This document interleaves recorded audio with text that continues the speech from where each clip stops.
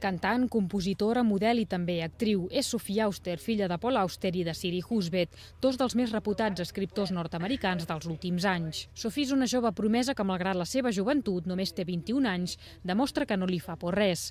Va debutar al cinema de la mà del seu pare a Lulu on the Bridge i va repetir a La vida interior de Martin Frost, una altra pel·lícula de Paul Auster. My parents and I are doing very different things, both artistic things, but I think that being a writer and a performer are actually very different.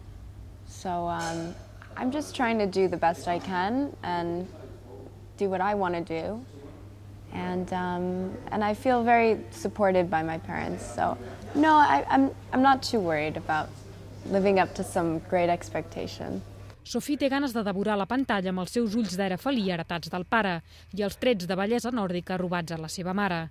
Però a diferència dels seus progenitors, amb carreres absolutament consolidades, a ell encara li queda molt per demostrar. De moment, el director Xavier Ribera li ha ofert una oportunitat per mostrar el seu talent com a protagonista de Circuit, pel·lícula que aquests dies es roda a Barcelona. It's different because my dad is first and foremost a writer, so the words are really important to him, and sticking to the script is really important as well. And with Xavi, it's more of an experimental way of working. We actually changed some of the lines in the script when we were doing rehearsals and made it more my own, and he's more flexible, and I think he keeps me really on my toes. Circuit narra la història d'amor i desamor entre Vic, un fotògraf, i Anna, una model a Barcelona. L'altre protagonista és el francès Vincent Martínez, germà del també actor Olivier Martínez. I know the Spanish cinema, you know. I really like it. So for me it was first a challenge to work in another language than French.